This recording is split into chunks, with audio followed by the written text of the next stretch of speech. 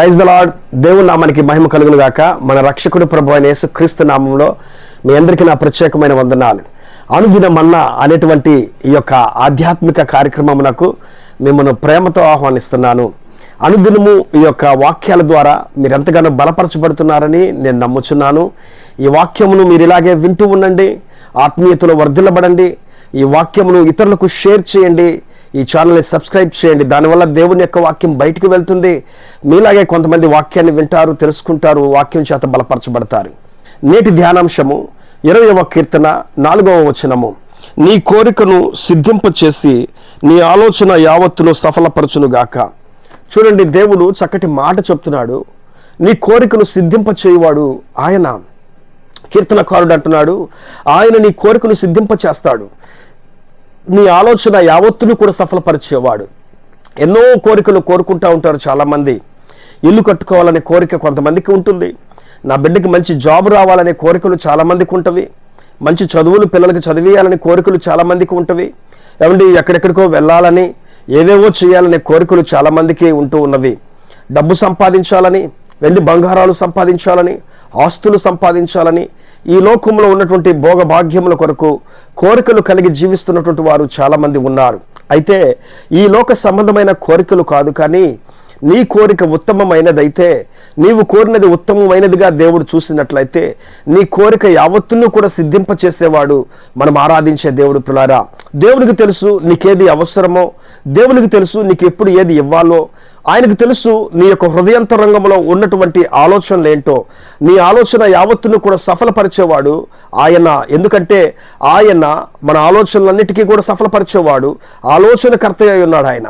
కాబట్టి ఆలోచనకే కర్త అయినటువంటి దేవుడు నీ ప్రతి ఆలోచనను సఫలపరుచుకుంటూ, నీ కోరికలను తీరుస్తూ, నేను సంతోషకరమైన మార్గాలలో తన్ను స్తుతించేటువంటి బిడ్డగా, తన్ను ఆరాధించేటువంటి బిడ్డగా ఆయన నడిపిస్తూ ఉంటాడు. పిల్లారా, బైబిల్ గ్రంథంలో యేసయ్య దగ్గరికి ఎంతోమంది వచ్చారు, ఆయన ఎన్నో కోరికలు కోరుకున్నారు. దేవుడు యేసయ్య వారిని అందరినీ కూడా వారి జీవితాలలో అద్భుత కార్యాలు చేసి వారి కోరికలను తీర్చి పంపించినట్లుగా ఈ రోజున ఆయన దగ్గరికి వస్తున్నటువంటి నీకు, నీ కుటుంబానికి ఏ కోరికలు ఉన్నవో ఆయన అడగగలిగితే నీ కోరికలన్నింటినీ కూడా తీర్చువాడు ఆయనే. పిల్లారా, ఒకసారి అహర్వేషు రాజు గారు ఎస్తేరుతో అంటున్నాడు, అమ్మా నీ కోరికేంటి అని చెప్పినటువంటి మాటను, నువ్వేం కోరుకుంటున్నావు, ఎందు నిమిత్తం నా సముఖమునందుకు వచ్చావు, నీ కోరికేంటి చెప్పు అని చెప్పని నీ రాజుగారు అడుగుతున్నాడు. అలాగే బోయజు రూతును అడుగుతున్నాడు, అమ్మా నీ కోరికేంటి, నీ కోరికేంటో చెప్పు, నాకు తెలియచేయి అని చెప్పని అంటున్నాడు. ఒకసారి బైబిల్ గ్రంథంలో మీరు చూసినట్లయితే దావీదు అంతఃపురంలో ఆ యొక్క రాజు దర్బార్లో ఉన్నప్పుడు బత్షెబ వచ్చి ఆయన దగ్గర నుంచుంటే బత్షెబతో అంటున్నాడు, అమ్మా నీ కోరికేంటి, నీ కోరికేంటో చెప్పు, ఎందుకు వచ్చావు నువ్వు ఇక్కడికి అని చెప్పని అంటున్నాడు. అలాగే యేసయ్య ఈ రోజున మనల్ని చూస్తూ అంటున్నాడు, మీ కోరికేమిటి, మీరేం కావాలని కోరుకుంటున్నారు. బత్షెబ తన కుమారుడైన సొలొమోను మహారాజు అవ్వాలని కోరుకుంటుంది. బైబిల్ గ్రంథంలో అహర్వేషు రాజు దగ్గర నిలబడినటువంటి ఎస్తేరు తన ప్రజల క్షేమాన్ని కోరుకుంటుంది. ఈ రోజున నువ్వు ఏం కోరుకుంటున్నావు? నీ ప్రజల క్షేమాన్ని కోరుకుంటున్నావా? నీ బిడ్డల క్షేమాన్ని కోరుకుంటున్నావా? నీ కుటుంబ క్షేమాన్ని కోరుకుంటున్నావా? నీ పనిబాటల్లో గొప్ప క్షేమాభివృద్ధిని కావాలని కోరుకుంటున్నావా? సంఘం విషయంలో అభివృద్ధిని కావాలని కోరుకుంటున్నావా? నీవు ఏం కోరుకుంటున్నావో నీ కోరిక యావత్తును కూడా సఫలపరిచి సిద్ధింపచేసి నీ ఆలోచనలన్నీ నెరవేర్చేవాడు. పిల్లారా, కొంతమంది ఆలోచనల చేత ఆ మనసు పాడైపోతూ ఉంటుంది, వారి బుర్రంతా కూడా పాడైపోతూ ఉంది, ఆలోచనలతో మనసంతా కూడా నిండిపోయి ఎంతగానో ఇబ్బంది పడేటువంటి పరిస్థితి. అయితే ఇక్కడ దేవుడు చెప్తున్నాడు, నీ ఆలోచనలు ఎన్ని ఉన్నా కూడా ప్రతి ఆలోచనలను చక్కబెట్టువాడు ఆయన, ప్రతి ఆలోచనలను సఫలపరచువాడు ఆయన. ఆయన దగ్గర ఆలోచనలు చాలా గొప్పవండి.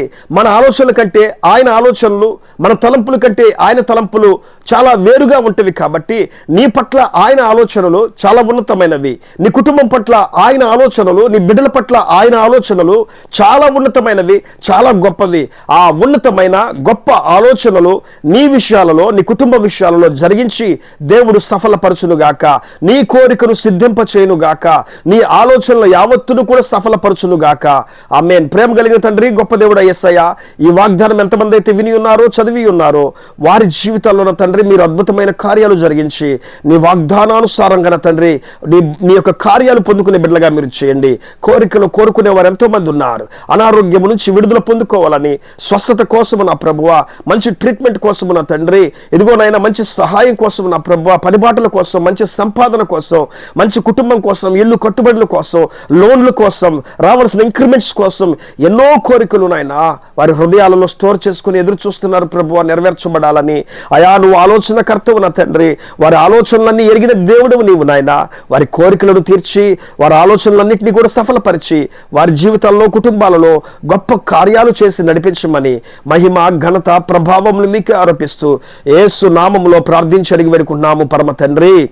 ఆమేన్, ఆమేన్. అందరికీ వందనాలు. Praise the lord. దేవుడి చిత్తమైతే మరలా రేపటి రోజున ఇదే టైంకి కలుద్దాం. అప్పటి వరకు దేవుడు తోడుగా ఉండి మిమ్మల్ని దీవించి ఆశీర్వదించి మీ కోరికలన్నింటినీ సిద్ధపరిచి సఫలపరిచి మీ ఆలోచనలన్నింటినీ కూడా సఫలపరచునుగాక. ఆమేన్. వందనాలు. Praise the lord.